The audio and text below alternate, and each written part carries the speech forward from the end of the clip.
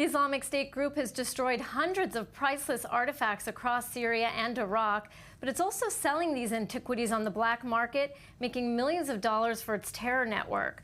The U.S. government has just released a plan to stop this illicit trade. Our reporter Maya Margit has the details. A problem that has reached unprecedented levels. As the brutal civil war in Syria marches on, the United States is fighting to stop the flow of money to the Islamic State group. This time, the focus is on antiquities looting. The State Department has announced emergency import controls on all Syrian artifacts. These import restrictions are intended to reduce the incentive for pillage, to better preserve Syria's cultural heritage, and to combat profiting from the sale of these artifacts by terrorists and criminal organizations. Preserving the cultural heritage of Syria will be a vital component in shaping a future for the country based on reconstruction, reconciliation, and building civil society. IS has plundered countless ancient archaeological sites in both Syria and Iraq.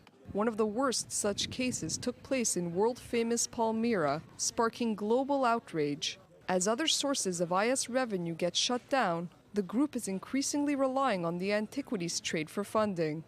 The U.S. government interviewed 26 art market experts to find new ways to combat the problem. These were the top suggestions.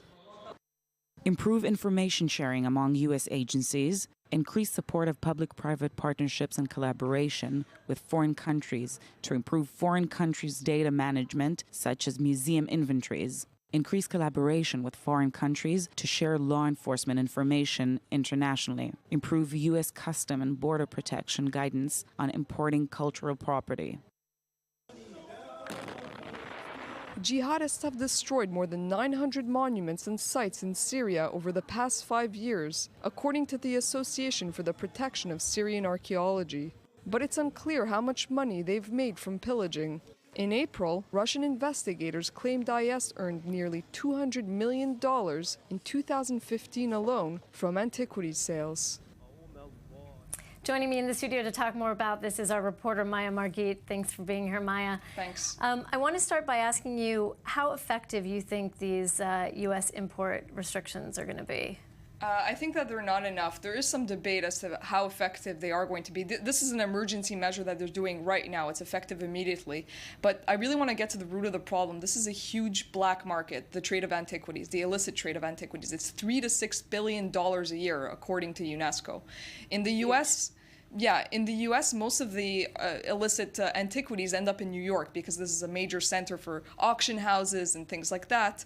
But the major problem is coordination, I would say, because the Customs and Border Patrols, they're not really trained to deal with this kind of issue. It's a very specialized area to know what you're receiving in these boxes and to know whether they've been looted or not. So the Government Accountability Office, which released this 61-page report this week, they basically said that there has to be a refurbishing of the U.S. government system with regards to antiquities. They have to train law enforcement officers. They have to create a government-wide strategy. It's a really big project. And how is the Islamic State able to actually smuggle these antiquities out? Well, according to people who live in areas, residents who live in the areas where IS has taken control or where they left, apparently they have their own team of excavators that go in and take out these things, these precious objects. Even though, we see these videos of them destroying these priceless artifacts, they actually don't destroy all of them. They keep them because they make money out of them. It's a huge trade. They make millions and millions of dollars. According to Russian investigators, they made $200 million from it last year. And many of them go through Turkey, actually. Turkey seems to be like a hub for these trading routes. And from Turkey, they get sold on online auctions, which are very hard to track because they can mask IP addresses. There's the whole technological aspect that's very complicated as well. And for the art world, in terms of people who are buying and selling them, these are looted goods. It's illegal, no? It's illegal, and that's the thing, is that auction houses and museums also have to step up their game. They have to inspect things more carefully. But, at the same time, I don't want to judge them too harshly because provenance tells you where something is from. These things can be forged very easily. I'm sure. And someone can just make up the data as they go along, so it's very hard to know, what to do next. And this is also part of the funding, we could say, triangle for the Islamic State. This is one of the ways that they are earning money. It's one of the major ways that they're earning money, and this is why the government is beginning to focus on it. I would say it's kind of late to start focusing on it now. It's been going on for years. It's been going on since 2011 when the Syrian war first erupted, and in Iraq also for a number of years, and it's already they've made hundreds of millions of dollars. Thank you so much, Maya Margit. Very interesting. We're going to take a short break. Please stay with us for the second half of the show where we'll get to the latest on the race for the White House.